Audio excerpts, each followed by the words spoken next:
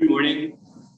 Call the San Francisco Human Service Commission regular meeting Thursday, June 23rd, 2022 to order. It is 9:47 a.m.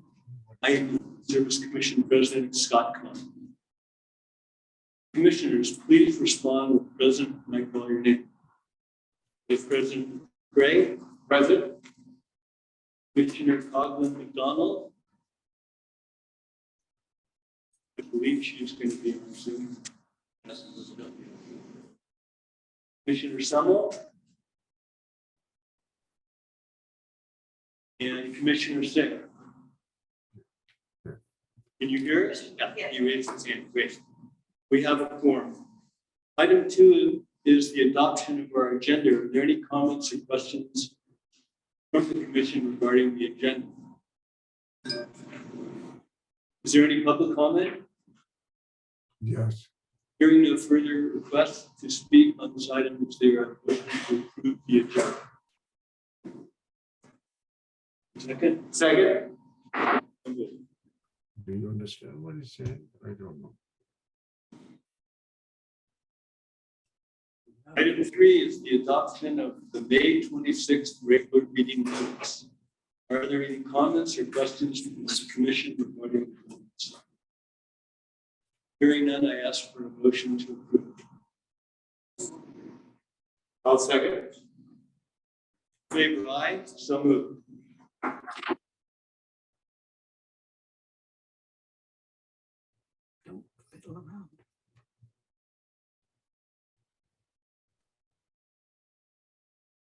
Calling on Executive Director Rohr.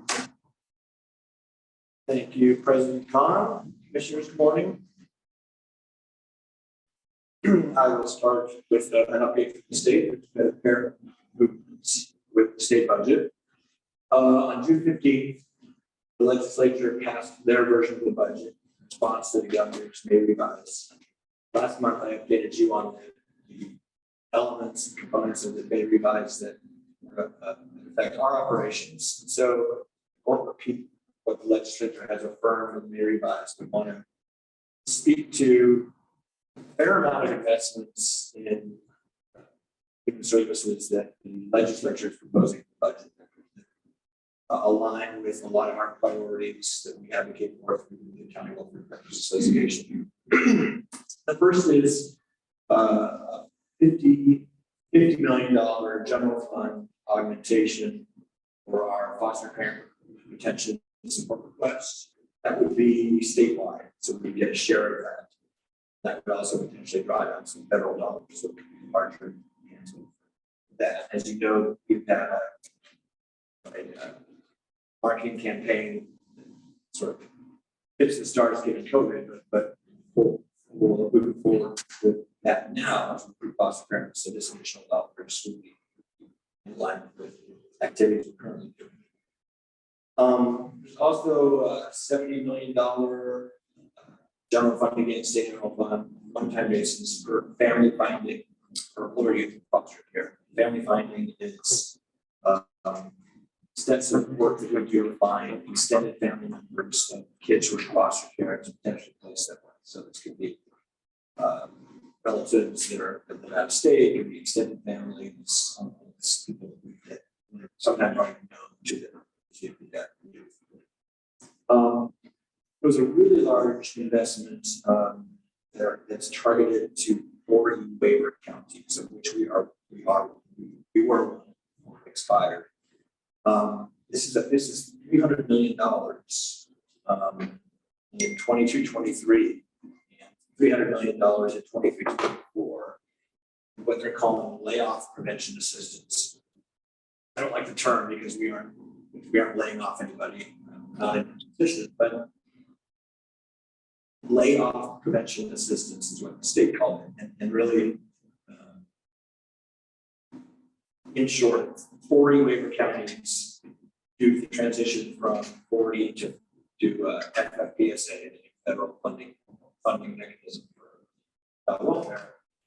There is a funding loss in most of those 40 waiver counties. Los Angeles had a funding loss of something like $150 $50 million. So they were facing layoffs. Our funding loss shortfall was much less, and we had been anticipating it, so we've been accounting for it in our budget prep. Nevertheless, we would get a share of this $300 million each of the next 2 years, which for us could be a significant amount of money. Since we are currently, talk about our budget a bit, currently with a balanced budget, with no layoffs, with the ability to hire this additional money, you know, a nice windfall for us to be able to account for any shortfall that's unanticipated, potentially further investments in child welfare. And then lastly, child welfare, recognizing the need to increase the number of graduates and masters in social work programs. And as you know, that's a pipeline for us for our child welfare workers, as well as for our adult protective service workers. $30 million each of the next 2 years to increase the number of MSW slots at public schools and social work. This is something that we have advocated for many years. So that's child welfare. CalFresh, a couple of things. One is a $16 million one-time investment to increase admin funding, basically funding for staff for CalFresh, recognizing the significantly increased caseload. And also language in the budget that requires the Department of Social Services to work with counties on not only in budgeting methodology, but also accounting for significant inflationary pressures and account for that. Similarly, in CalWorks, an additional $55 million to account for, basically to make up for a cut the governor's office proposed. And similar language around accounting for inflation in our administrative allocations for CalWorks. Also, an interesting proposal in the legislature's budget, which makes me seem like a mistake, but it's providing significant relief for the high gas prices to our CalWorks families and to individuals and companies who are on federal SSI. We don't know yet how those payments will be issued, but it seems like these recipients will get sort of twice their monthly grant amount for a period of time to account for high gas prices. So we're tracking. It's an interesting approach that legislature has. In Medi-Cal, this is an affirmation of the governor's proposal in May, but I didn't want to mention it. It's expansion of full scope Medi-Cal to all individuals ages 26 to 49, regardless of immigration status. So you recall, with the governor's been slicing away, first it was 65 and older, regardless of immigration status, and then age 50 to 64, and now age 26 to 49, age 25 is already included. So basically, any age, if you are low income, regardless of immigration status, you can be undocumented resident of San Francisco, and be eligible to receive Medi-Cal. That would be effective in January 24. It's really the governor's and legislature's intent to get to full scope, basically universal healthcare. The last is elimination of what's called a reduction in monthly premiums down to zero for certain recipients of Medi-Cal, which basically means they don't have to pay a share of cost or premiums to access health insurance. And that's also legislative. So what's next? The leadership of the legislature is working with the governor's office, the budget chairs, speaker, President Pro Tem, working with the governor and his staff to hammer out a budget. It would be today's the 23rd, so we'll go next week. We're hearing good news that a lot of these legislative proposals, either in full or part, will go through. So we'll report back at our next meeting. Good news from the state.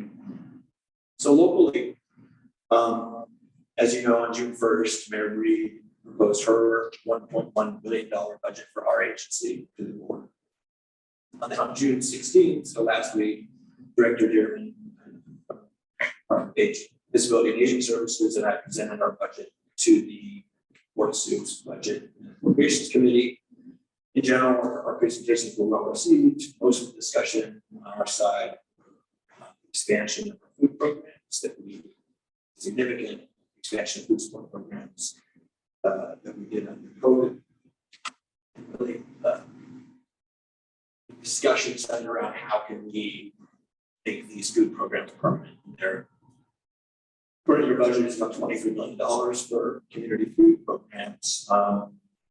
We were able to identify current year savings. So the mayor did not include any funding to continue these programs in her budget on June 1st. Any additional general fund. But we proposed to the mayor's budget office to be able to use current year savings to continue these programs as long as we could. We were able to identify about $17 million. Normally, current year savings, just for context, normally current year savings would revert to the fund balance in the general fund used for their city priorities. The mayor would wish. We were able to say, okay, thank you, HSA, for identifying $17 million in current year. You can move that forward to sustain the food programs for another 7 months. So that's good news in that we didn't have to end them in July, but of course we didn't get full year funding. In addition, there's enough one-time money to do a 2-year pilot project for a food empowerment market, which will be today, as well as the coordination with contractors today as well. Of course, committee members want to look for ways to extend the food programs. It's a significant amount of money. It's not being able to spend that much. And so we need to work with them, with the community, to figure out a ramp down. So basically the process when the budget's introduced, as you know, the board legislative budget analyst works with our team to analyze the budget and generally trying to come up with reductions. After several weeks of negotiation, the bottom line was that the BLA budget legislative analysts recommended reducing our budget by about $4.1 million. About 1.9 of that is ongoing. So $1 million sounds like a lot. It's a $1.1 million budget. $4.1 million represents about 0.37%. So approximately 1%. So, overall, I think we fared quite well. One specific component of our budget that was the biggest expansion in a single area were the addition of 42 new positions in our SF benefits net programs that does CalFresh and Medi-Cal. Over the last number of years, we've seen an increase of close to 25% in caseload for CalFresh and Medi-Cal. We proposed increased staffing by only about 11%. The budget legislative analysts proposed a small decrease in our proposal of 42 5 workers. So in the end, we agreed with this recommendation estimate. In the end, we'll see 37 new positions in SF benefits to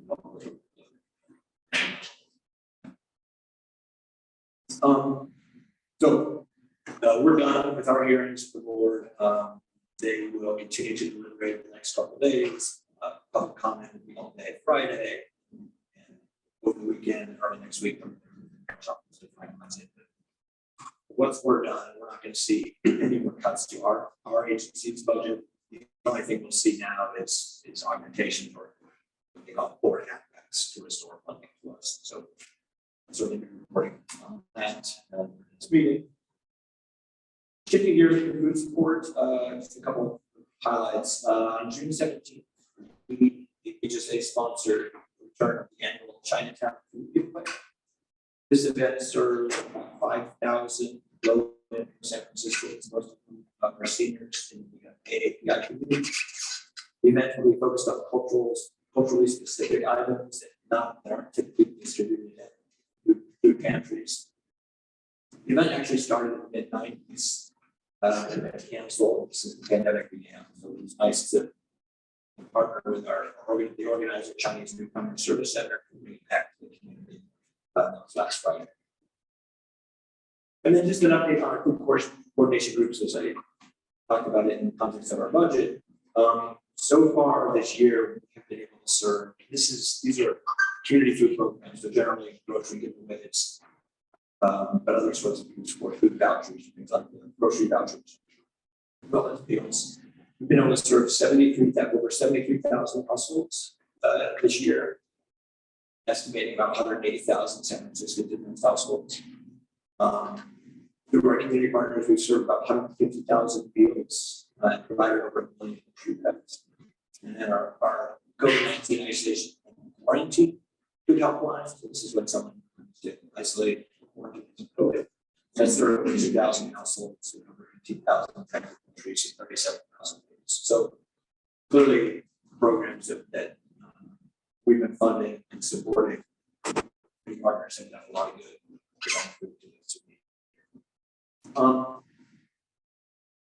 Moving on to administrative revision. The quick DEI poll in our Office of Diversity, Equity, Inclusion, and Belonging. Over 100 staff attended our inaugural virtual June 15th agency-wide quarterly racial equity luncheon work. And the topic was talking about race at work.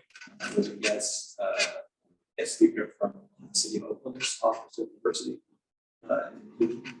Really focused on giving staff more tools and covering engaging dialogue about race in the workplace.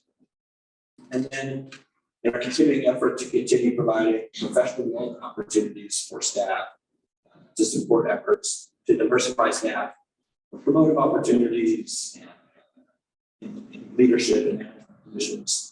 The Office of DEIB established a mentorship program, recruitment for the next cohort of mentees and mentors has begun. We'll accommodate 50 mentees. And then in addition, we've purchased training slots for 75 of our staff to participate in a half-day growing your career training that's sponsored by the Citywide Department of Community Resources. Really focuses on tips for applying for jobs in the city, which can be sometimes a cumbersome process, as well as interviewing skills. Within our programs in CalFresh, good news that the waivers that we've been operating under the public health emergency began and extend through the end of September. And these are the waivers that continue to allow us to waive the interview requirement in cases, apply telephonic signatures for applications, and expansion of the student eligibility for operations. So again, that goes through the end of September.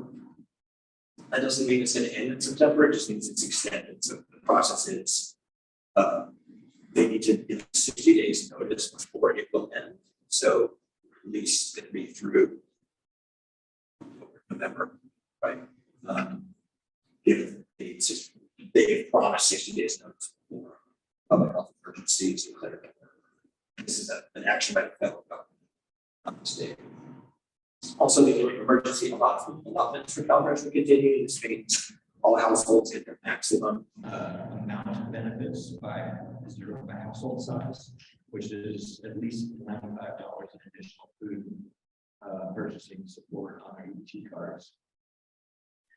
And then speaking of EBT cards, you may have read a few articles around increases in EBT fraud. This is really more on the cash side of EBT, but it can happen on the CalFresh side as well. Phishing texts, phishing calls, people giving up their passwords or PINs for their cards.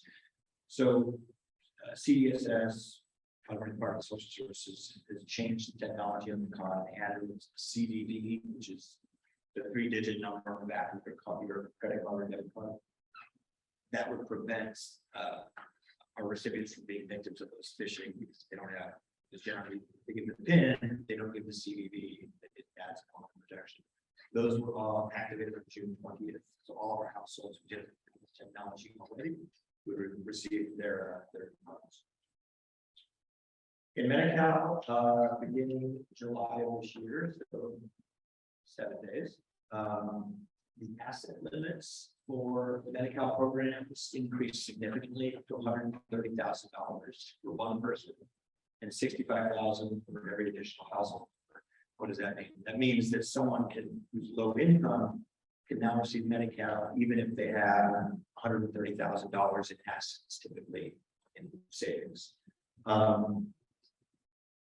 The idea around this is before this change, if a person or household needed to go to Medi-Cal, they'd have to spend down all their savings, right? Down to a very, very low amount, which, seems,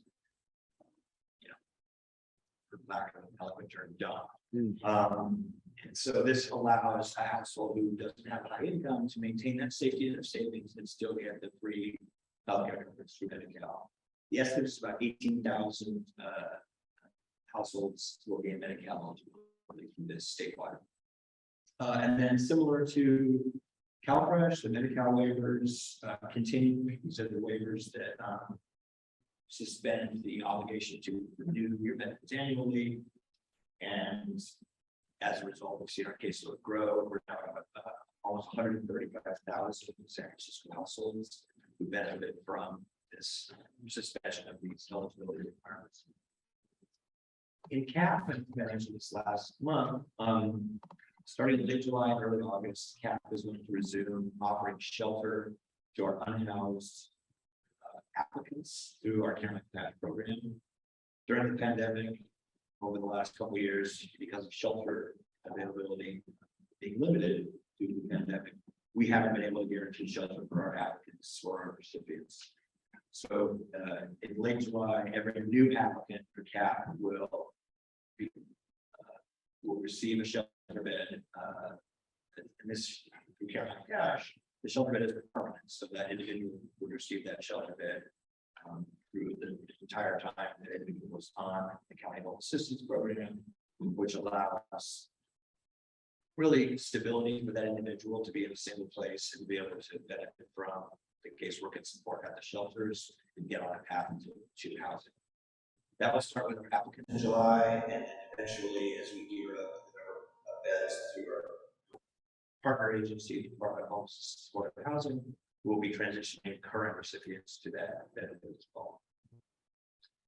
And lastly, Family and Children's Services, our annual Independent Living Skills graduation event was held in person for the first time in 2 years at the Intercontinental Hotel. We had 18 people in person who graduated, all of them so graduated from high school and are exiting the foster care system and moving on to a 4-year college, working in college.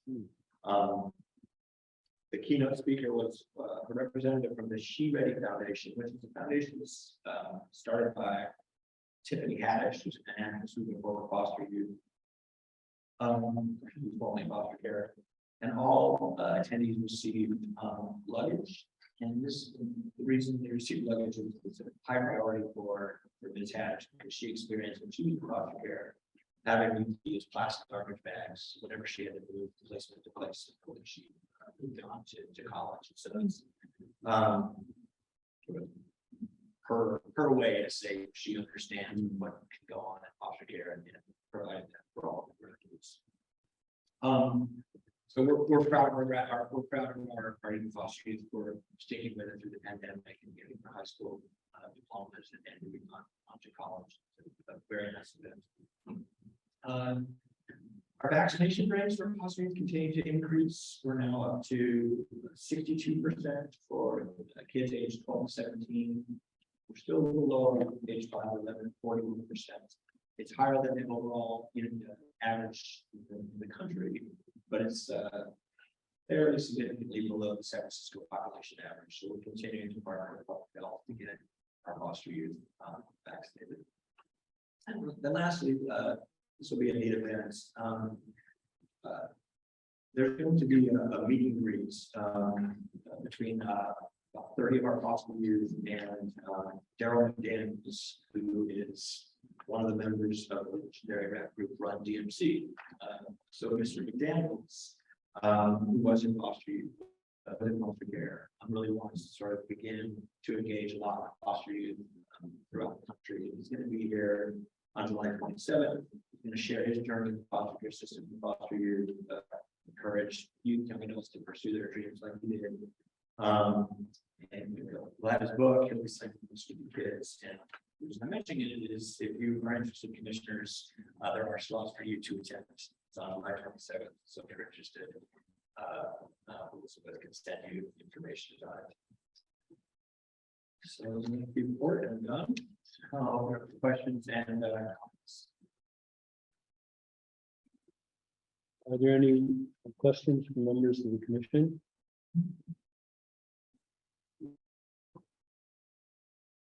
Seeing none, thank you, Craig. Thank you. By the way, Commissioner, just a heads up that Sally is in attendance and on video and so she's. Okay, she's great. said, yeah. Thank you. Item 5 is the employee of the month. The commission is pleased to announce that Craig Leary, job preparation coordinator with workforce development, is the June 22 employee of the month. For over 24 years, Craig Leary has held various positions supporting the welfare to work division. He began his human service agency career as a vocational assessor in 1998, conducting career aptitude tests and providing career counseling to CalWorks participants. From there, he was promoted to CalWorks supervisor and Southeast Career Center facility, where he oversaw a team of employment specialists. He then transitioned to workforce development as a supervisor for a team of vocational assessors at the former employment center at 50 Van Ness Avenue. Shortly thereafter, he became the lobby coordinator for 3120 Mission, where he oversaw lobby operations, client services, and skill building workshops. In his current role as job preparation coordinator, he is responsible for all the job seeker curriculum offered to Jobs Now participants. He is also responsible for various employment and training contracts as a program liaison. Craig has proven he can easily switch gears and handle any and all program demands and situations.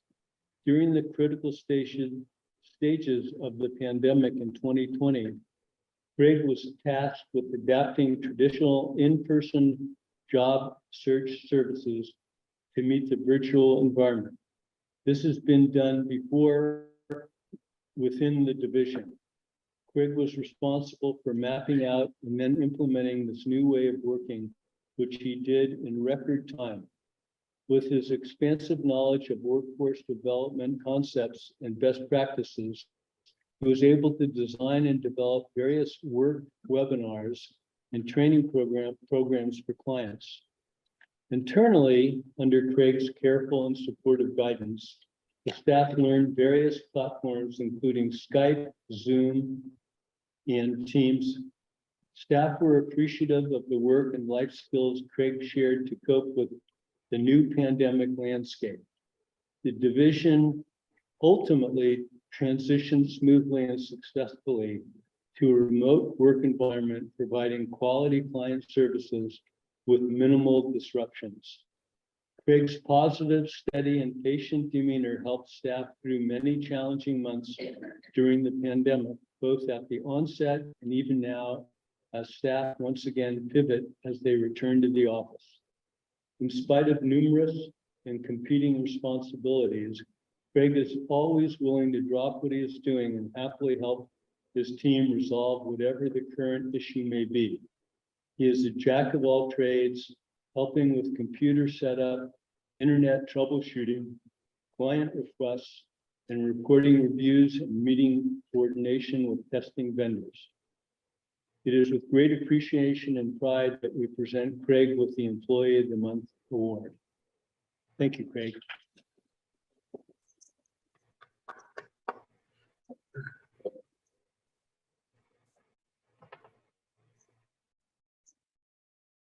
Mr. Aurora, would you like to add to these comments? So briefly, first, congratulations, Craig. You're proud of your over 2 decades of work with us on WDD under. So Craig has seen our transformation in WDD from focusing on job training placement to 100% as a point is a big component.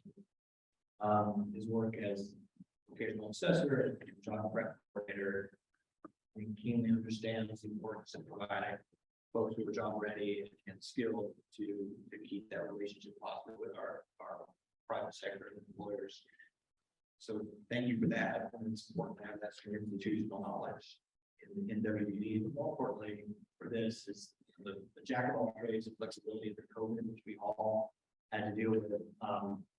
You know, in workforce, a lot of work, you know, face to face is important in person, and videos sort of translate that into online and Skype and work it off and understanding the needs of our clients, participants really help them succeed. And I think that Ronald does succeed.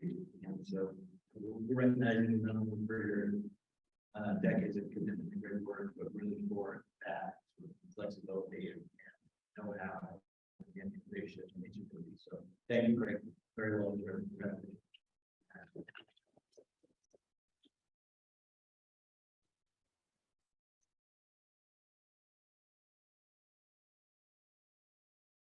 Would you like to hear the word? Yes, I would like to.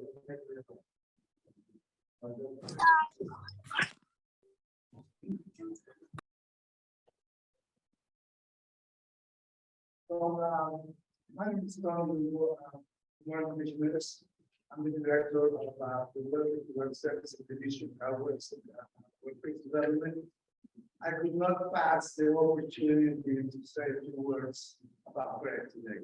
So it would be just a second. I met Greg 23 years ago, last November.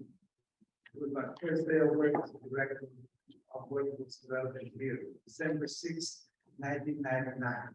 And I have witnessed Greg, I've worked with him for these 23 years, and I have watched him do multiple assignments. He's an all-terrain specialist, and you know, his dedication and commitment is evident.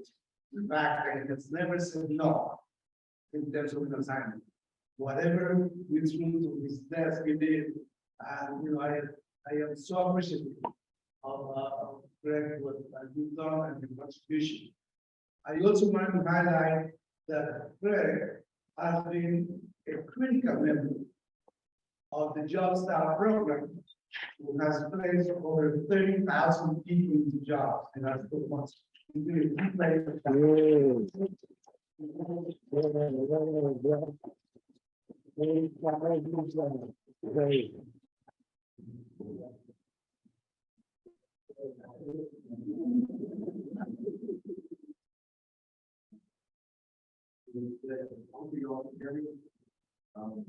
First of all, I thank the commission, commissioners, friends, managers, editors,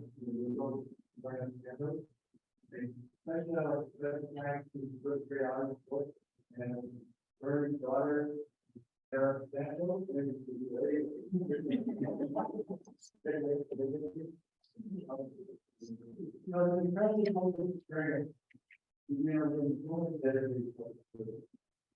it's real obvious this year's day to represent the power of local development. If there's support and government, they have been involved in the last 24 years, and they need some support. I'm proud of you, part of the team, that are doing this better job of our work. Since the session, we are going to mention, we played 30,000, but that meant the number. Thousands of dollars in employees. And that's what it's about. And put one other. The simple behavior they do in the opportunity, many times, really great.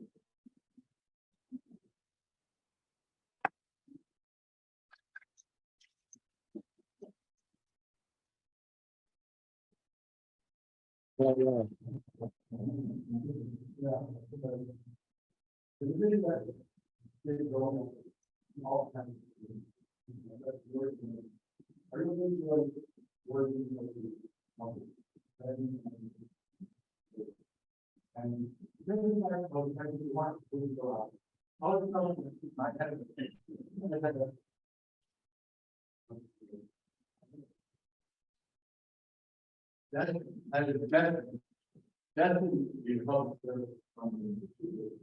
Yeah. No, I didn't remember that. Yeah. Doesn't mean I didn't do it. Prior to their, have to go. So when I think it is that I found during the year. And my career here has been so important. Sometimes. But it's can't be perfect. Our Sharon, Jason,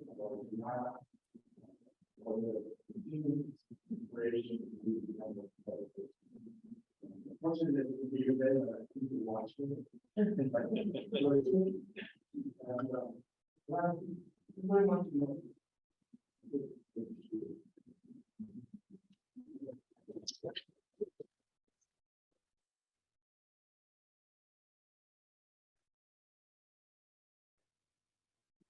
You're so good. I just want to put you all.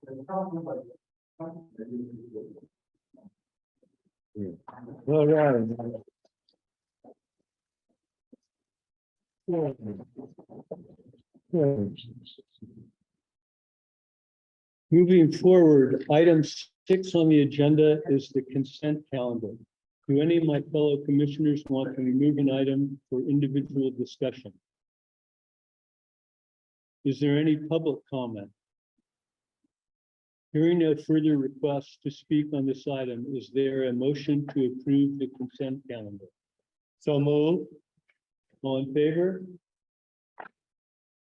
So moved. Mr. Chair, while I did not have the item to be removed, I just noted that Mr. Rohr in his report talked about what's happening around food and shelter and next 7 months.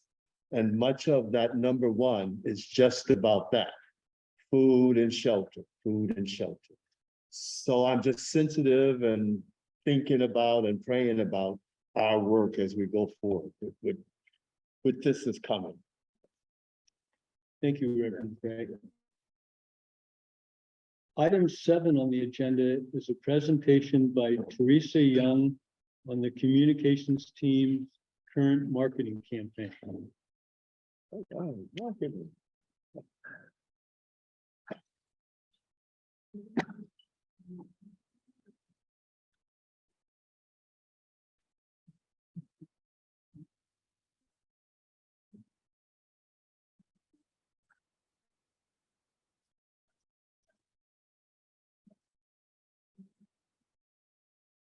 Good morning, Commissioner. My name is Teresa Young.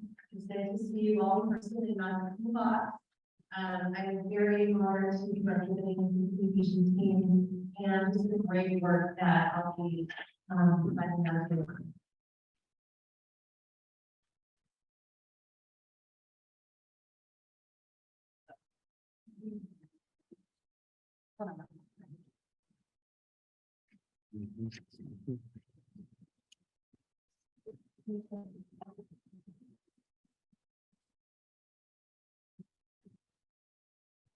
As we shared last month through President Smith, Congressman Buchanan, what we're going to be sharing in the message today is really to align our distribution values.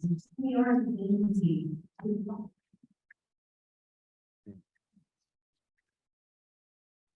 As you may recall, there was a lot of work being done on our different logos and brands just a few years ago.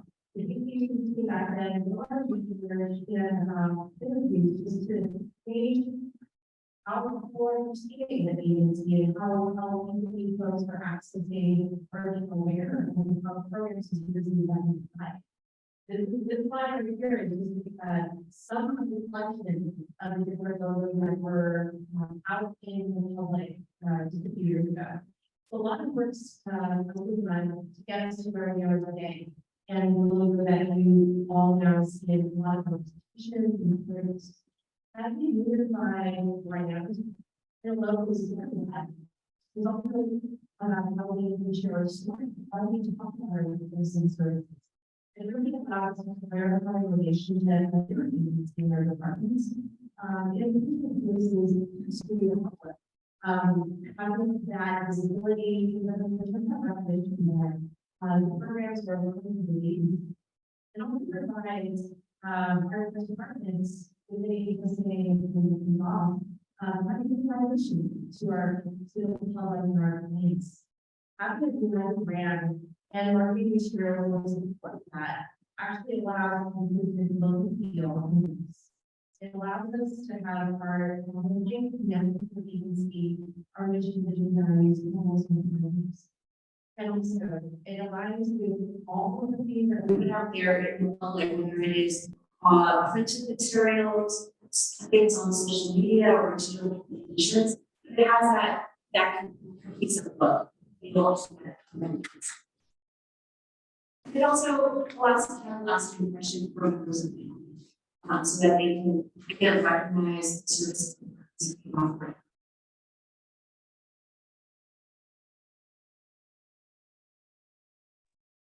As you can see, this is just a look at many of the programs that we offer. The impact that we have as an agency is very far reaching. As we serve over 250,000 unique individuals. So having a decent brand is just really critical to engage with not just our community.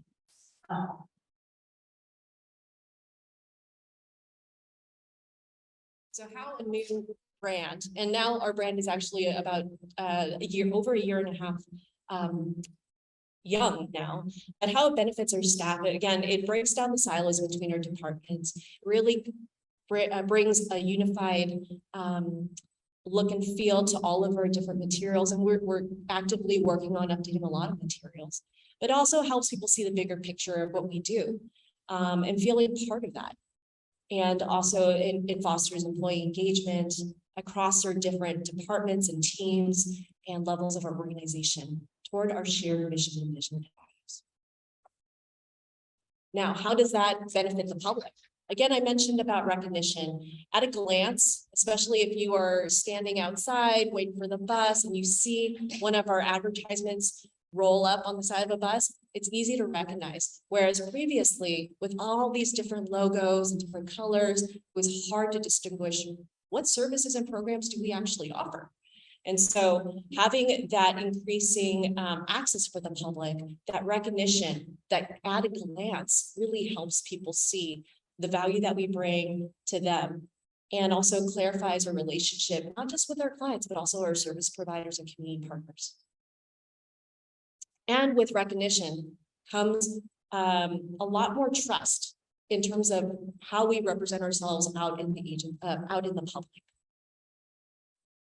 So this is the fun part. The update is we have a lot of ads rolling out on buses and muni shelters and soon streetlights. As Trent mentioned in his update, it's a long time coming. We had some delays with COVID, but here we are today. Our ads launched last month in May. And if you happen to be waiting for the bus or just walking down the street, you may actually encounter our ads on the side of buses. And we have a series of different ads that are going up that really talk about the different programs at a glance and the services we provide. So some of the buses in action. As I mentioned, we also have ads in mini shelters. So these ads are available in Chinese and Spanish. Again, we want to make sure that we are reaching to folks that we serve and making it accessible as possible. So I encourage you, keep your eye out for the ads that are out there on the street. And soon the street lights as well. So just look up on the top. And as the campaign is still continuing on, we're happy to provide an update in terms of metrics and impressions once the campaign concludes. Thank you.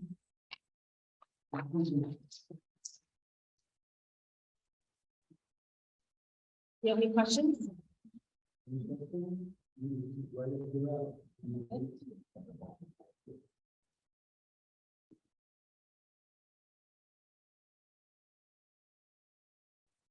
Can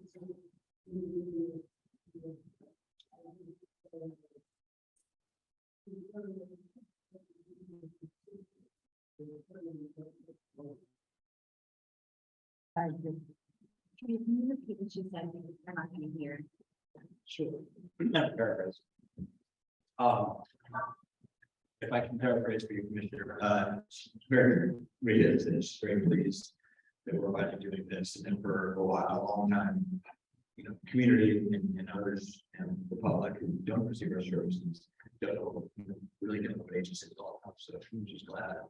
For those of you who don't know the context, for a very long time, really since the first day she's on the commission, she has been reminding me we want to do marketing outreach and really is kind of, so we should call this the commissioner's marketing campaign.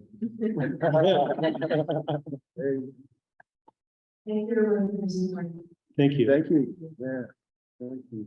Communication.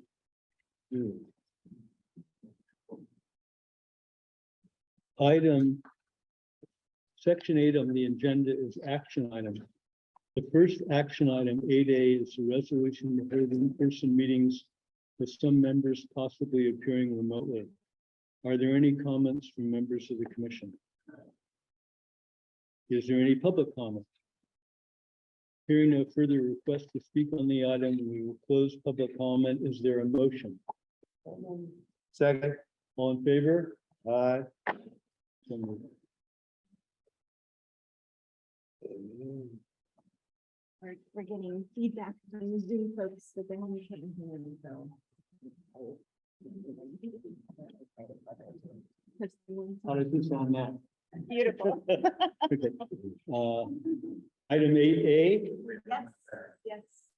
Casey Schumete. How did I do it? I'm gonna get this right once in a while. Are you gonna appear next month? Yeah. I promise I'll work on it. Requesting authorization to enter a new grant agreement with Family Support Services for the provision of respite care services for resource family approved families. Casey, please come up to the podium, which you're at, and you're welcome to speak. Thanks. There we go. Morning, County Commissioners. I'm Casey Schutte, an analyst with FCS. I'm here today to seek your authorization to enter into a grant agreement with Family Support Services for the provision of respite care to resource families who are caring for children involved in the child welfare system in San Francisco. Under this grant agreement, Family Support Services coordinates all aspects of respite care for resource families. This includes the ongoing recruitment, training, and support of respite providers, as well as managing individual respite requests. Each respite request requires matching children with available respite providers, coordinating logistics such as drop-off and pickup times, and helping to troubleshoot any issues that may arise while respite is taking place. By managing this program, Family Support Services helps reduce caregiver stress, prevent placement disruptions for children in out-of-home care, and promote stability in out-of-home placements. FCS has been ensuring the provision of respite services to resource families since 1995. Through this partnership, over 12,750 total hours of respite care will be provided to at least 50 resource families each year. I'm happy to answer any questions you might have regarding this request. Also joining us today and available to answer questions is Elgin Soto Arno, Respite Program Director with Family Support Services. Thank you for your consideration.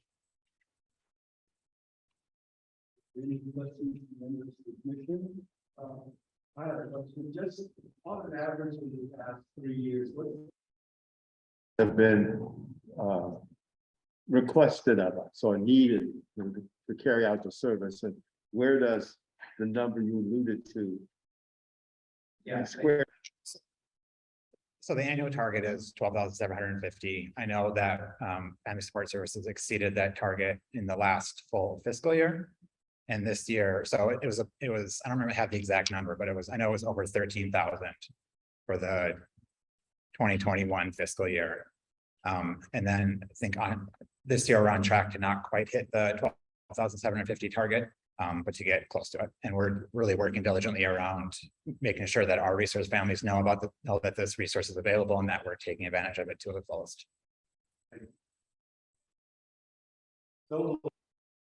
Hearing Hearing no further requests to speak on the item, we will close public comment. Is there a motion? So move. All in favor?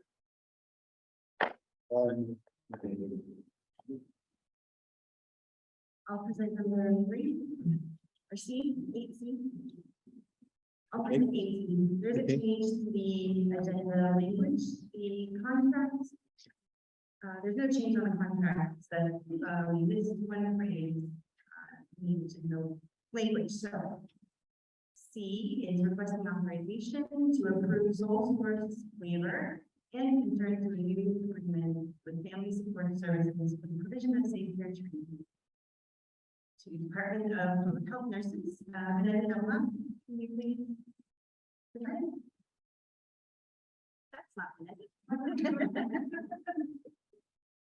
Morning, Commissioners, President Contran. I am, thank you very much. Kind of lost count.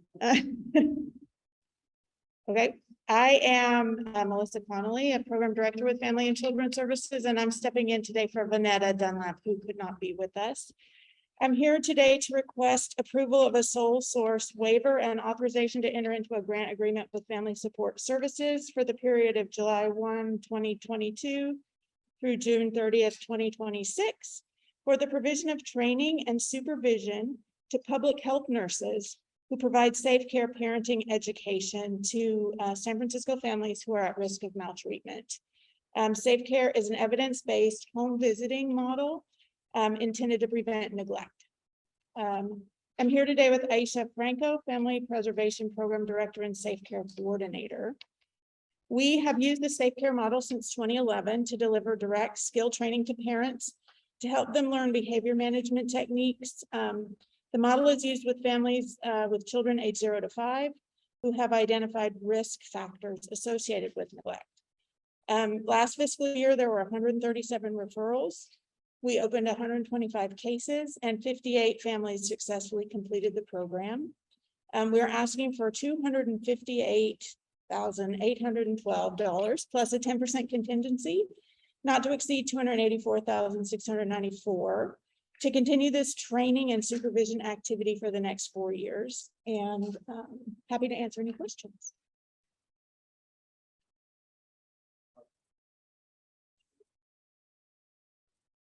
Thank you. I just noted that the amendment added the sole source language. Yes, also. Could you share with What that means? And ask her to help me explain why this is sole source, since I'm stepping in at the last minute. Good morning, Commissioners. I'm Johanna Gendelman, Senior Contract Manager. You might recall last month you approved Family Support Services for Safe Care and Mount St. Joseph St. Elizabeth's for Safe Care. It's a sole source due to the unique training pyramid of sole source. We invest years of time in getting Aisha certified as a trainer and safe care person. So that's why. I just wanted to highlight, that means something to say we're gonna sole source waiver this. Thank you. Separately is we're required to separate out training of a city staff. So this one is its own separate agreement because we have to have separate agreements when they're involved with city staff. So they're training the DPH nurses. Thank you. Is there any public comment? There's not. Pardon? Not on the screen. Virtually, there's no. Oh, okay. Hearing no further requests to speak on the item, we'll close public comment. Is there a motion? So move. All in favor? Aye.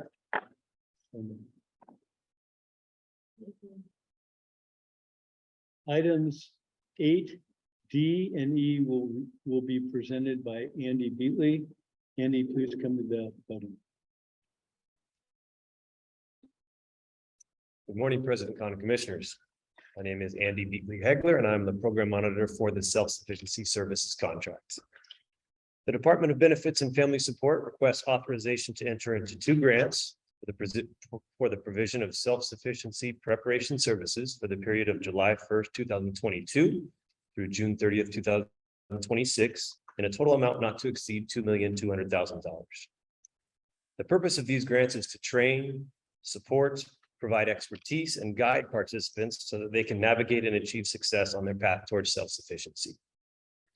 While HSA engages qualified CalWORKs families in welfare to work activities, undocumented family members are not eligible for many welfare to work program benefits. In order to assist those not qualified for welfare to work services, HSA intends to provide these self-sufficiency preparation services directly to undocumented CalWORKs family members. The grantees will develop individual service, goal setting, and action plans based on a thorough assessment, and then provide job readiness trainings, workshops, and coaching to support available income generating opportunities. Additional supportive services include English language training, access to technology and tech literacy through the Digital Services Program, and referrals to other activities. The grantees will provide culturally sensitive and language-specific services. These grants will serve a total of 100 participants annually. I'm available to answer questions regarding the services, and we have Arriba Juntos staff, including Chantil Bell, Patricia Melgar, Claudia Mejia, and I believe we also have Meta staff joining us online, including Elizabeth Dwyer, Ernesto Martinez, and Edwin Rodriguez. Is there any public comment? Hearing no further requests to speak on the item, we will close public comment. Is there a motion for item 8D? I move item 8D for Arriba Juntos. Is there a second? All in favor? Aye. So moved. Is there a motion for item 8E? Second. All in favor? Aye. So moved.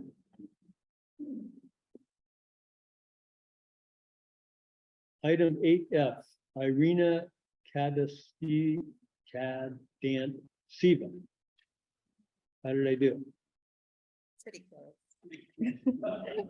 Good morning. Good morning, Commissioners. My name is Irina Kadantseva. I'm a program specialist with Family and Children Services. I'm here today to seek your authorization to enter into a grant agreement with Community Works West from July 1st, 2022 through June 30th, 2026 for the provision of visitation and support services for incarcerated parents in the San Francisco jail system. Community Works West has partnered with Family and Children Services since July of 2012, providing court-ordered visits between incarcerated parents and legal guardians whose children are involved in the child welfare system. This program also provides parenting classes to incarcerated parents that facilitates resource connections and linkages support to available services within San Francisco jail system. Community Works West program has consistently met their annual contract objectives throughout the duration of our partnership with them and continues to implement innovative ways to meet the needs of the clients they serve. Over the last contract year, they facilitated over 150 visits between incarcerated parents and their children. FCS staff also has noted the value of these services to families and appreciate the collaborative partnership. I'm here, I'm happy to answer any questions you might have regarding this request. We also have, I believe virtually, Christina Petrosian, who's the Executive Director of Community Services Program. Thank you for your consideration, Commissioners.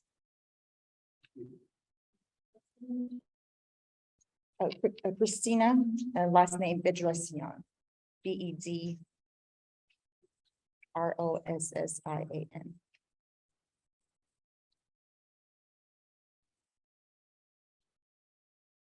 Did you have a question? Okay, go ahead. Read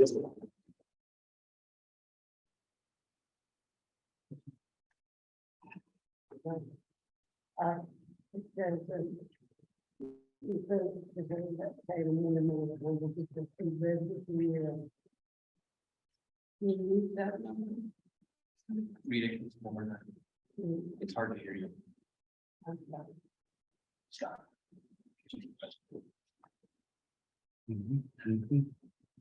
Thank you. Okay, thank you.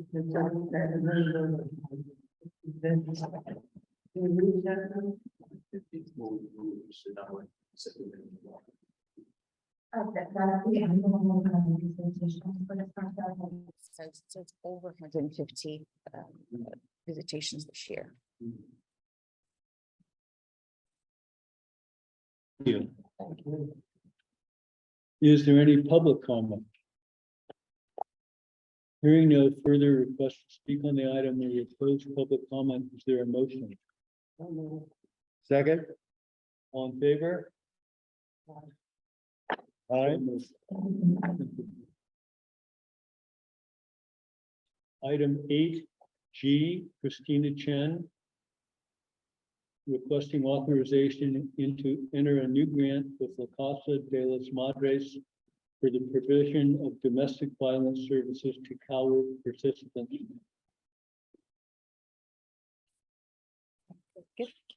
Good morning, Commissioners. My name is Christina Chen, and I am a Community Service Program Monitor for Welfare to Work Services. The Department of Benefits and Family Support has authorization to enter into a new grant with La Casa de las Madres for the period of July 1st, 2022 through June 30th, 2026, in an amount of $1,274,524 plus a 10% contingency for a total amount not to exceed $1,401,976. The purpose of the grant is to provide domestic violence services to California Work Opportunity and Responsibility to Kids CalWORKs participants. Since 1999, HSA has had a community agency provide domestic violence services to CalWORKs recipients and applicants, along with training and technical assistance to CalWORK staff. HSA seeks to ensure that CalWORKs applicants and recipients who are past or present victims of abuse are not placed at further risk or unfairly penalized by CalWORKs requirements and procedures. At the same time, CalWORKs recipients are expected to participate in welfare to work activities to the full extent of their abilities. Welfare to work activities include counseling and treatment programs to enable domestic violence victims to obtain unsubsidized employment and move towards self-sufficiency. La Casa will provide outreach, direct services to CalWORKs applicants and recipients, enhanced short-term case management for domestic violence victims who are in the Family Stabilization Program, and domestic violence training and consultation to HSA staff. They will provide counseling and referrals to community resources for victims of abuse. Services include, but are not limited to, individual and group counseling and therapy, participation in abuse counseling, legal services and court proceedings related to the abuse, relocation activities, substance abuse treatment programs, child counseling and parenting skills training, independent living skills training and financial planning. If necessary, assist participants in obtaining a restraining order or access other resources via the justice system, and assist participants in receiving domestic violence related priority on housing waitlist. On an annual basis, La Casa will serve 150 families affected by domestic violence. I'm available to answer any questions, and Kathy Black and Beatrice Vasquez from La Casa are also available to answer questions available via Zoom.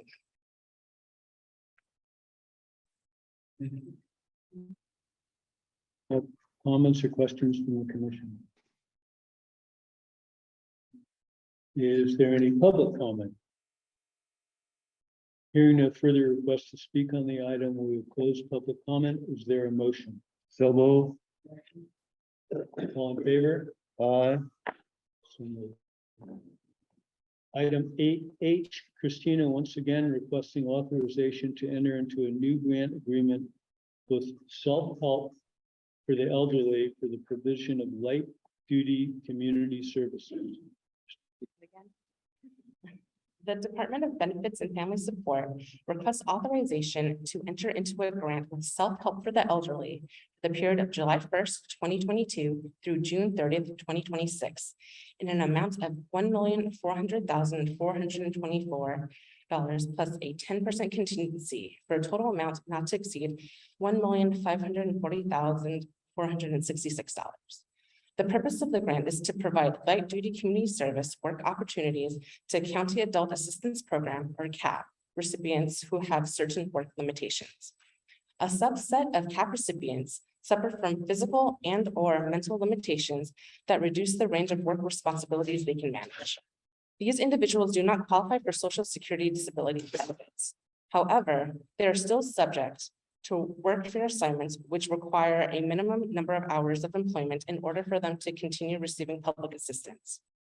Services are also provided to CalFresh ABOT exempt recipients with disabling conditions who volunteer to participate in workforce development activities. Self-help will provide training and work placements that take into account the participants' limitations. Participants who can work will be placed at appropriate community service sites where limitations are accommodated. Community service sites proposed by either self-help or the program participants will be located throughout the city and offer various types of work. The goal of these placements will be to gain experience and help participants eventually attain unsubsidized employment elsewhere. Self-help will also conduct a brief assessment to evaluate participants' skill sets and provide job readiness workshops. Self-help is expected to serve an average minimum of 300 individuals at any given time. Again, I'm available to answer any questions, and Allison Chan and Angela Wong with Self-help are also available via Zoom.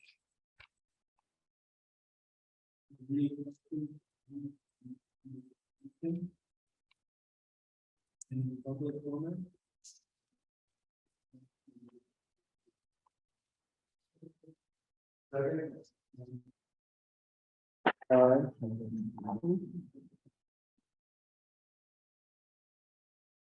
So item 8I, Christina Chen, once again, is requesting authorization to enter into a new grant agreement with San Francisco Clean City Coalition for the provision of transitional employment and urban maintenance. Christina. The Department of Environmental will have authorization and grant the San Francisco Clean City Coalition for the period of July 1st, 2022 through June 30th, 2026, in an amount of $1,349,131 plus a 10% contingency for a total amount not to exceed $1,484,044. The purpose of the grant is to provide a comprehensive employment training program that assists men and women to transition from homelessness and/or public assistance to employment and to address core employment barriers. HSA often works with other city agencies such as Department of Public Works and Recreation and Parks and nonprofit organizations to develop various paid training programs for the diverse segments of San Francisco residents served by HSA. There is an additional commitment to improve the appearance and upkeep of San Francisco neighborhoods. Clean City will provide 4-month transitional employment opportunities to low-income and homeless or formerly homeless individuals through community improvement activities. Clean City will provide transitional employment, job readiness instruction, job placement and job retention assistance. Participants will perform duties such as tree well maintenance, daily sweeping routes, and graffiti removal in various San Francisco neighborhoods. The on-the-job training covers topics such as workplace safety, graffiti abatement, light landscaping, and recycling practices. As the employer of record, Clean City will offer 12 to 20 hours per week of work to participants for up to 4 months. Each participant will also attend individualized training appointments and job readiness workshops designed to cover a wide range of topics and skills to prepare participants for employment and address employment barriers. Clean City will enroll 40 participants per year, and at least 50% of those individuals will be recipients of HSA's public assistance programs. I'm available to answer any questions, and Gia Grant with Clean City is also available for questions. Are there any comments or questions from members of the commission? Is there any public comment? Hearing no further requests to speak on the item, we'll close public comment. Is there a motion? Second. All in favor? Aye. So moved. Guess who's appearing before us now? Once again, Christina Chen. Item 8J, requesting authorization to modify the existing grant agreement with Richmond Area Multi-Services for the provision of behavioral health and pre-vocational services. Christine.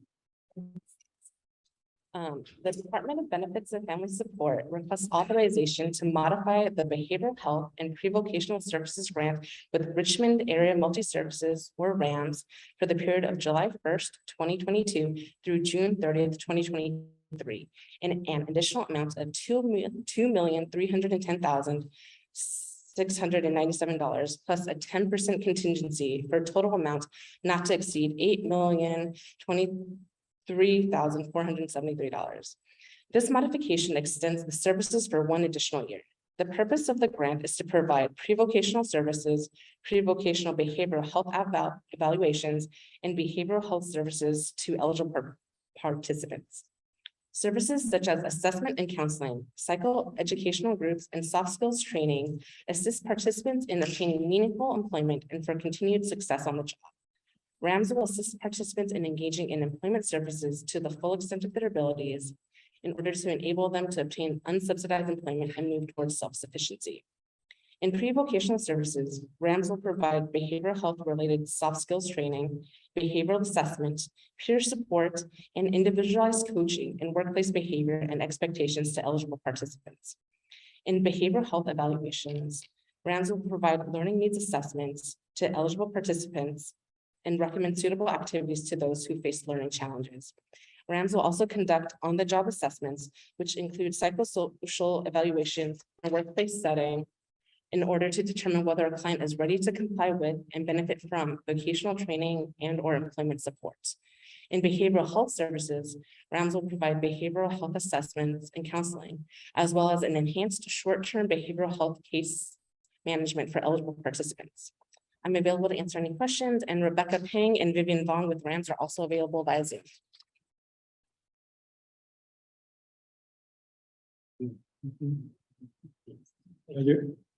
Are there any comments or questions from the commission? Is there any public comment? Hearing none, can I ask for a motion to approve? So move. All in favor? Aye. So moved.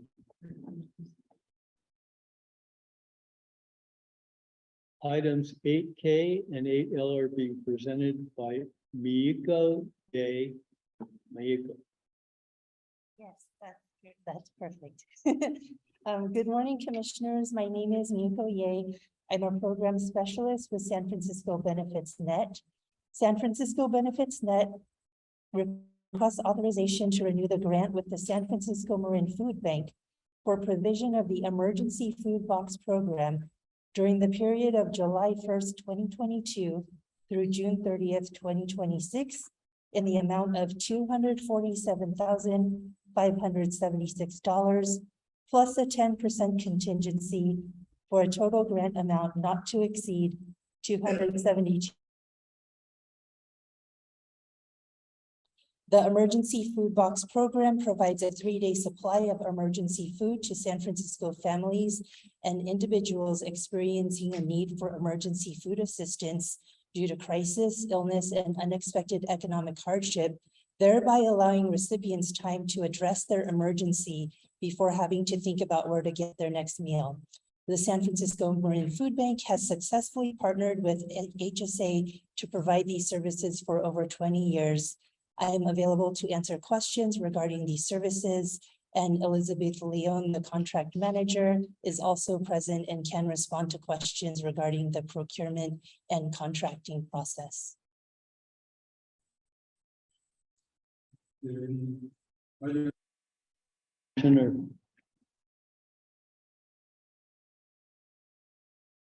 Is there any public comment? I'd like to ask for a motion for item 8K. So move item 8K for the food bank. Is there a second? All in favor? Aye. So moved. Is there a motion for item 8L?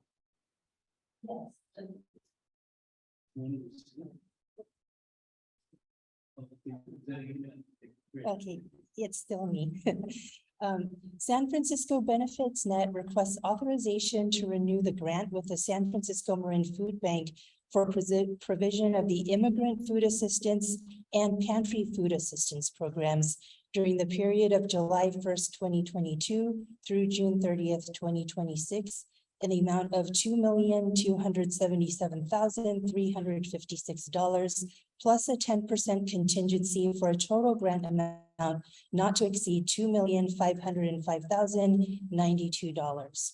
The Immigrant Food Assistance Program provides food assistance to low-income immigrants residing in San Francisco who, by the nature of their citizenship or immigration status, limited English proficiency, or other reasons, are more likely to be food insecure and unwilling or unable to receive CalFresh or other benefits. And the Pantry Food Assistance Program provides a supplemental source of nutritious food to low-income households residing in San Francisco by acquiring, storing, and distributing supplemental groceries featuring fresh produce, protein, and staples via pantry sites. The San Francisco Marin Food Bank has successfully partnered with HSA to provide both of these programs since fiscal year 97-98. I am available to answer questions regarding these services, and Elizabeth Leon, the contract manager, is also present and can respond to questions regarding procurement and contracting process. Any comments or questions from the commission? Is there any public comment? Seeing none, can I ask for a motion to approve? So moved. All in favor? Aye.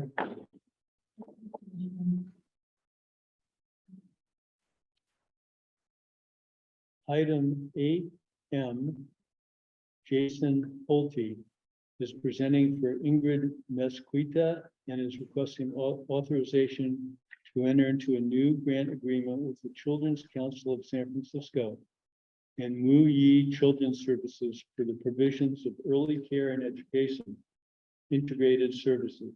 Jason, please come up. Good morning, commissioners. Good morning, Trent. I just want to make sure that everyone can hear me. I'm presenting remotely. Okay. I'm Jason Holta, Senior Analyst with the Office of Early Care and Education. We're asking the Commission's approval to enter into a new two-year grant agreement with Children's Council of San Francisco and We Children's Services for $462,352,836, plus a 10% contingency for a total amount not to exceed $508,588,120. Children's Council and Wu Yi are longtime grantees of the Human Services Agency. Both organizations have administered all of our local and state-funded childcare subsidies for over 2 decades, along with providing fiscal intermediary and childcare resource and referral services, or what we call our ECE integrated services. Approximately 90% of the funding in these grants are pass-through, which provides our families with subsidized access to quality early education services through a mix of fully funded enrollments as well as enhancements to state and federal subsidy rates. We're able to provide expansive and uninterrupted ECE access for families, and also ensure our early education programs and teachers receive fair compensation to measure it with our high-cost county. In total, both agencies administer a combination of subsidized childcare, case management, fiscal intermediary, and resource and referral services to over 7,800 children. Because of local funding strategies, strong commission, mayoral, and board support for early education services, the number of children receiving locally funded enrollments has more than tripled over the past 5 years. The grant we are requesting the Commission's approval for ensures we can continue to expand enrollment funding, increase local rates, maintain and grow our network of quality ECE programs, and provide stipends and wage grants to approximately 2,200 teachers that make up our early education workforce.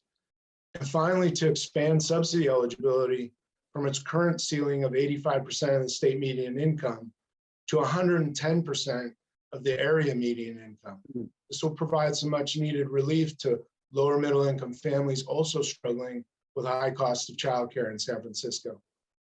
These services were competitively bid through an RFP this fiscal year, and both agencies were selected through this competitive process.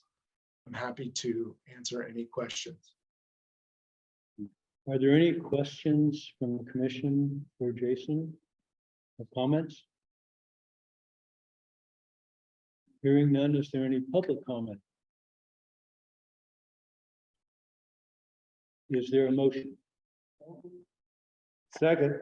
All in favor? So moved. Thank you. Thank you. Item 8N, Adriana Duran requesting authorization to enter into a new grant agreement with San Francisco LGBT.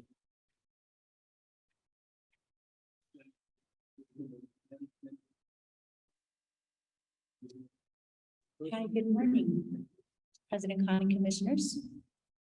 The Department of Benefits and Family Support requests authorization to enter into a new grant with the San Francisco Lesbian, Gay, Bisexual, Transgender Center for the period of July 1st, 2022 through June 30th, 2026, in the amount of $1,156,392 plus a 10% contingency for a total amount not to exceed $1,272,031.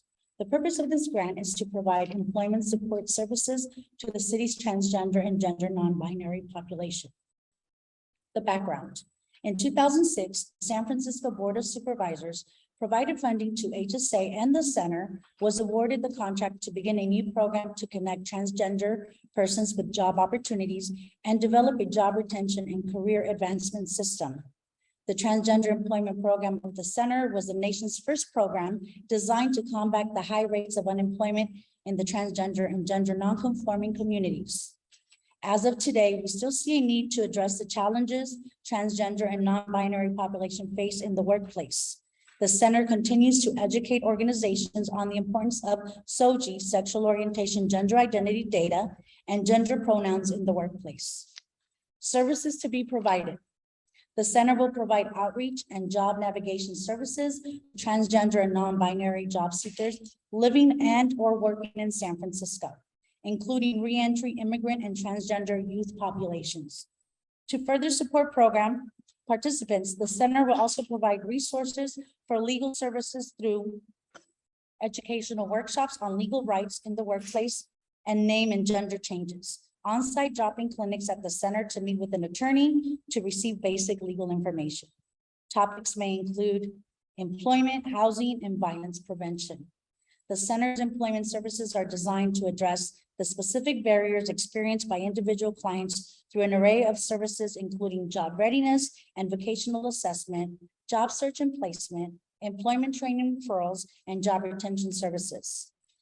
I am available to answer any questions, and we also have representatives of the San Francisco LGBT Center on our Zoom call, Rebecca Rolfe, Executive Director, Natalie Thompson, Director of Programs, and James Kaloe, Director of Employment Services.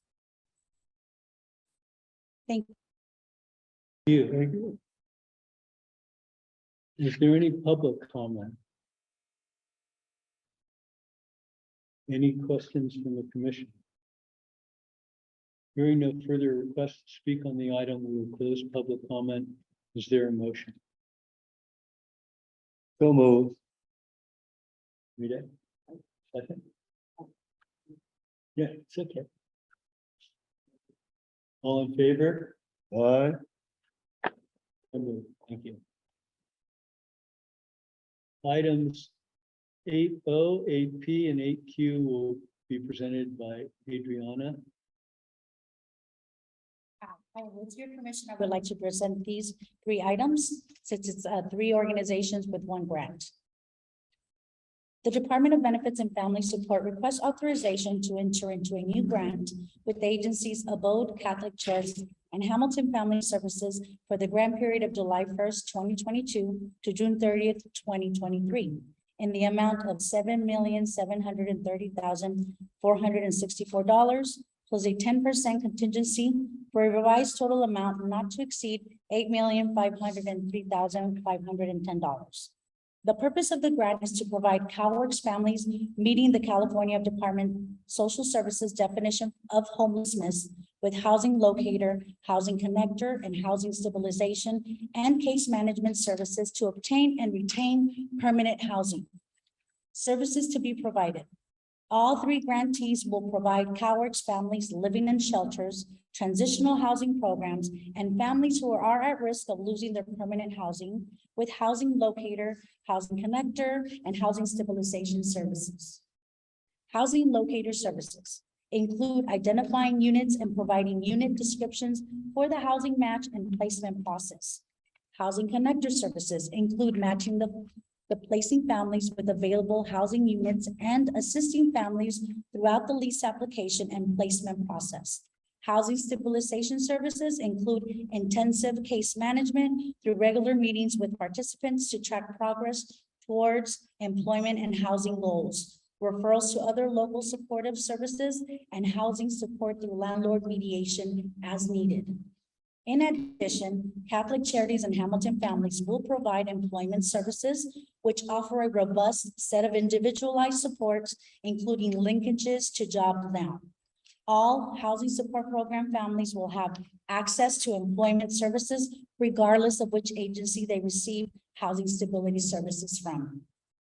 Grantees will provide housing placement services for a total of 250 families and housing stabilization services for a total of 232 families annually. I am available to answer any questions. We also have representatives of the three agencies on our Zoom, and we have in person representatives, Catholic Charities on site.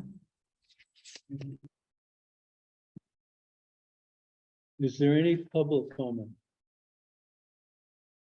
Are there any questions from the members of the commission? Should have done that first. Now public comment. Hearing no further requests to speak on the item, we will close public comment. Is there a motion for 8? Do I need to vote on each of these separately? Okay, is there a motion for 8-0? I move motion, I move the approval of 8-0. Okay. Is there a second? All in favor? Aye. Is there a motion for item 8P? I move 8P with Catholic Charities. All in favor? Aye. Aye. Is there a motion for item 8Q? I move 8Q with Hamilton Families. All in favor? Aye. So moved. Thank you. Item 8R, Jeffrey Nagy. Yes, virtual. Pardon me?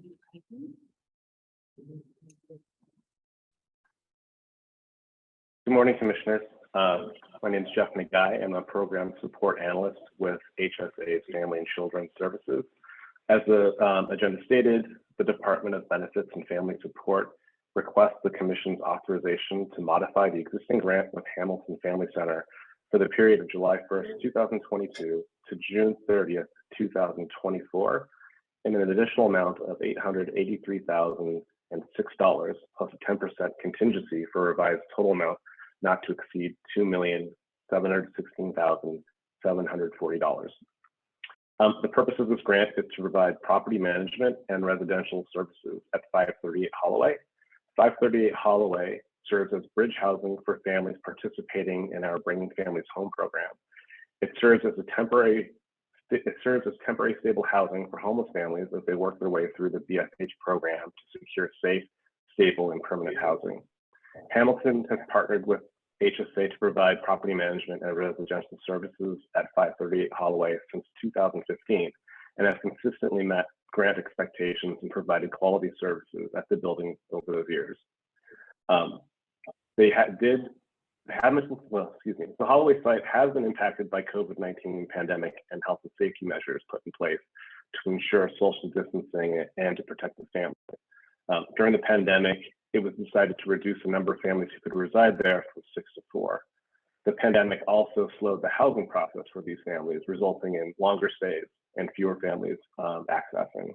We expect this to improve and change as capacity at Holloway moves back to 5 or 6 families, maximum capacity, and the delays in the housing processes for our families clear up and are worked out. We look forward to continuing this partnership with Hamilton serving the families in San Francisco. And I'm happy to answer any questions you may have about the program or this contract. And I thank you for your consideration. Thank you. Are there any comments or questions from the commission? Is there any public comment?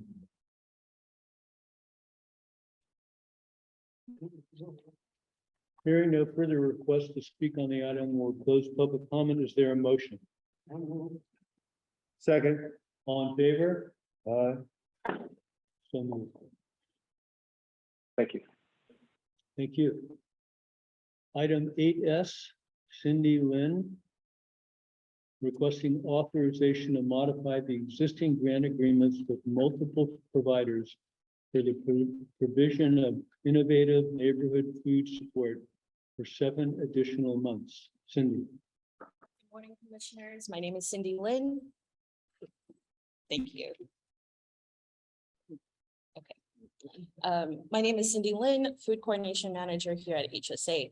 Today, I'm here to request authorization to modify the existing grant agreements with the following 11 grantees for the provision of innovative neighborhood food supports for 7 additional months for the period of July 1st, 2022 through January 31st of 2023 in the additional amount of $2,270,000 plus a 10% contingency for a revised total grant amount not to exceed $5,838,250.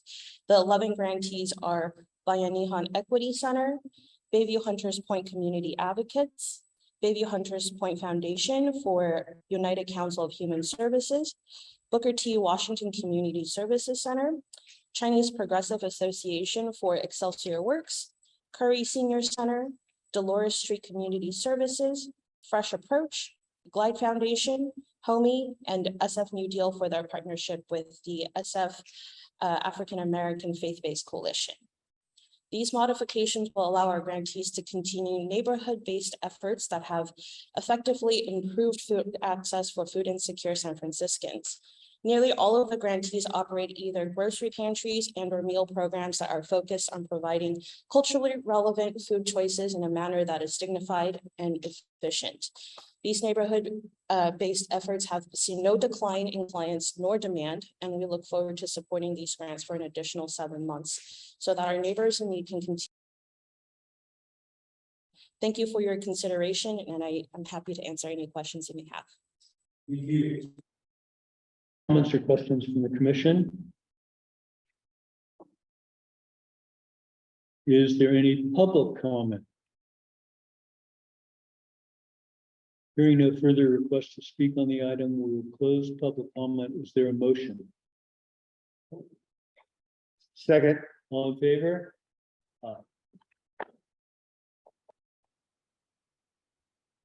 Cindy, once again, item 8T. Morning again. I'm still Cindy, and I'm requesting authorization to modify the existing grant agreements with Chinatown Community Development Center and SF New Deal for the provision of prepared meal support services for an additional 7 months for the period of July 1st, 2022 through January 31st, 2023 in the additional grant amount of $1,550,000 plus a 10% contingency for a revised total grant amount not to exceed $4,393,997. With the modification, CCDC will continue to operate their very successful SRO meal voucher program, known in the community as Feed and Fuel. Feed and Fuel started in the early days of the pandemic and sought to support food insecure Chinatown residents with meals from Chinatown-based restaurants. This program has provided not only food support for thousands of Chinatown residents so far, but it has also contributed greatly to providing a steady revenue stream for many Chinatown restaurants. Currently, the program focuses on serving SRO residents of District 3 and serves over 500 SRO residents every week. With SF New Deal, we have partnered with them to pilot the Family Meal Pack program for the last 8 months. And we hope to continue this pilot as it has proven to be a very effective model of serving families as a whole unit. Through community listening sessions held last summer, advocates shared with us how difficult it has been for families to receive adequate food support during the pandemic. Learning, a lack of reliable public transportation, and of course, the loss of income. This pilot partners with childcare centers and family resource centers to allow participating families to pick up meals in bulk in order to reduce the stress and burden of having to seek multiple food access points throughout the week. Thus far, we have received very positive feedback from childcare centers, family resource centers, and the families receiving the meals. This modification will allow us to continue the meal support of the 875 families who we're currently serving. All the families have children under the age of 5. Thank you for your consideration. Happy to take any questions. Are there any comments or questions from the commission? Is there any public comment? Second. All in favor? Aye. Cindy Lynn presenting item 8U. Request authorization to modify the existing grant agreements with the following 6 grantees for the provision of community grocery access for 7 additional months for the period of July 1st, 2022 through January 31st, 2023. In the additional grant amount of $3,850,000 plus a 10% contingency for a revised total grant not to exceed $11,935,000. With the modification, Kana, Homey, La Raza, Tenderloin Neighborhood Development Center, and Farming Hope will continue to serve thousands of households with weekly grocery support. These organizations offer participants culturally specific items and work with the participants to offer items that they would like to eat. Eat SF, a project of UCSF, offers vouchers for veggies, which offer participants complete choice in food purchasing at participating grocery stores.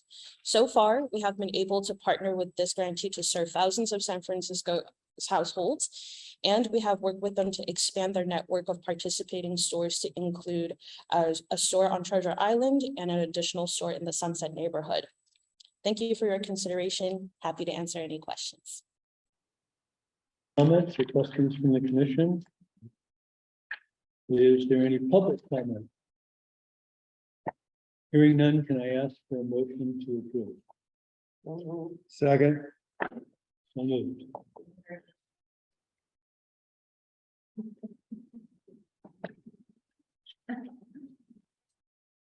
We see you. All in favor? Aye. Yeah. Thanks, Sally. Item 8V, Gulchen is requesting authorization to enter a new contract agreement with Laboratory Corporation of America Holdings for the provision of genetic testing for families involved with child welfare. Vlada. Thank you. Good morning, President Khan and fellow commissioners. I'm Vlada Gulchen, an administrative analyst with Family and Children's Services Foster Care Eligibility Program.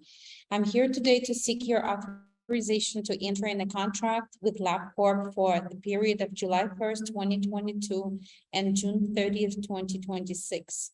The purpose for this contract is to provide genetic testing services to families involved with child welfare needed to preserve and establish family relationships and to promote the financial, physical, and emotional well-being of children through the establishment of parentage. HSA requires genetic testing services to assist in resolving issues of biological parentage in case where an alleged father denies that he is a child's biological father, or in cases in which parentage is otherwise in question. In a very rare circumstance, there may be a need for genetic testing services to identify the mother. The contractor will provide genetic testing services as part of a set of services aimed to help foster children reunify with families and maintain foster children in their communities. Contractors shall provide all aspects of parentage testing, including but not limited to specimen collections, scheduling, provision of supplies, shipping of materials, genetic analysis, reporting of results, educational training, and litigation support services, including expert testimony and consultations. At this time, I'm happy to answer any questions you might have regarding this request. Also joining us here today virtually, representatives for LabCorp, Antoinette Surgeon, a contract manager, and Jeannie Vasilaro, a regional account manager. Thank you for your consideration. Thank you. Are there any questions? So move. Is it, oh, hold on. Is there any public comment? Hearing no further requests to speak on the item, we will close public comment. Is there a motion? Second. All in favor? Aye. So moved. See those hands go up. Valada is also presenting item 8W and is requesting authorization to enter into a new contract agreement with Accurate C&S Services, Inc. for the provision of substance abuse testing services for families involved with child welfare. I'm here today to seek your authorization to enter in the contract with Accurate C&S Services Incorporated for the period of July 1st, 2022 through June 30th, 2026. The purpose of this contract is to monitor alcohol and drug usage through randomized testing for parents of families involved with child welfare services, with the ultimate goal of family reunification as a result of services. Accurate has been providing drug and alcohol testing since 2006 to local, state, and federal agencies.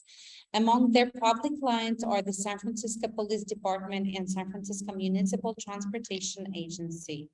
Accurate is a current certified supplier in good standing with the city and county of San Francisco. Contractor shall provide substance abuse testing services to help parents achieve reunification with their children. At this time, I'm happy to answer any questions you might have regarding this request.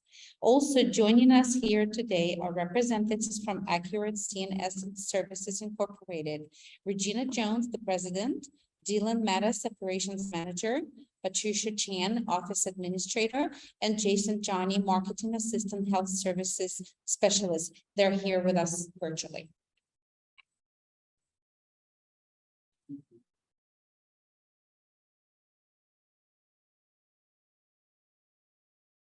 Are there any questions from the commission? Or comments? Is there any public comment?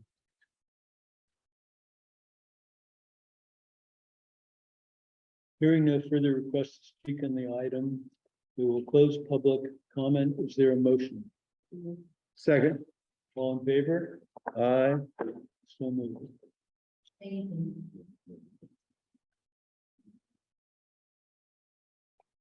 Coming back up to the podium is for item 8X, Cindy Lynn, requesting authorization to enter into a new grant agreement with Bayview Hunters Point.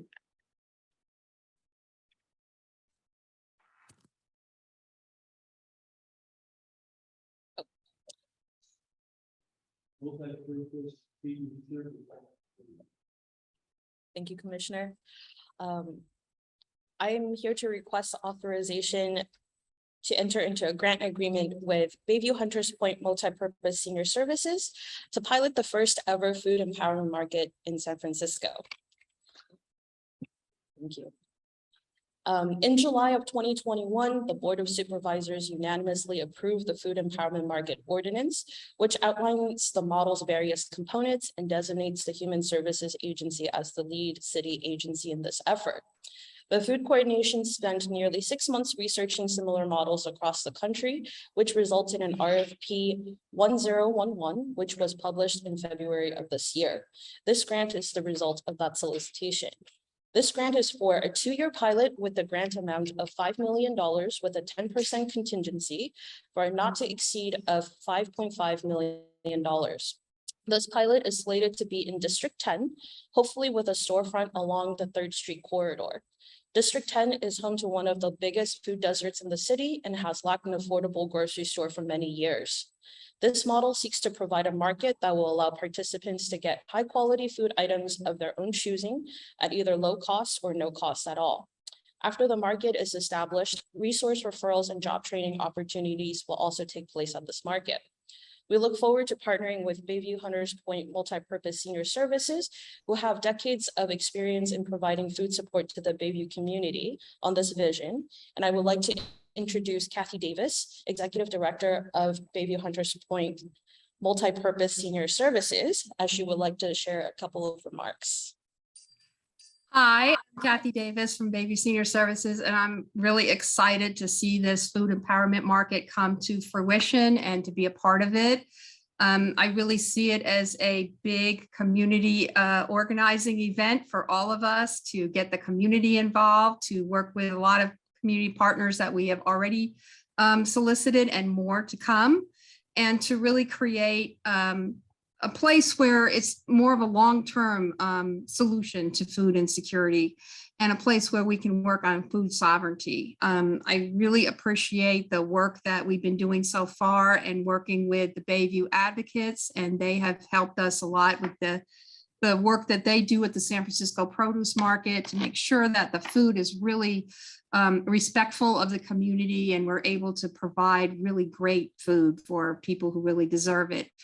As I kind of look at what's going on with all of the issues on income right now and inflation and how hard it is for people to get food, I really want to get this market up and running and work with all of our community partners to make sure that it's a really great space, and appreciate the work that Cindy and her team have been doing with us, and just want to make it happen. So I'm really grateful for the opportunity to participate in the first one, and hopefully one of many. So thank you so much. Thank you. Thank you, Kathy. I'm happy to take any questions. Are there any questions or comments from members of the? Is there any public comment? Hearing no further requests to speak on the item, we will close public comment. Is there a motion? So move. All in favor? Aye. So moved. Thank you. Item 9 is public comment. Comments from the public will be received at this time regarding matters under the jurisdiction of the Human Service Agency Commission. Is there any public comment? Hearing no further comments, our meeting is adjourned. Thank you. Thank you.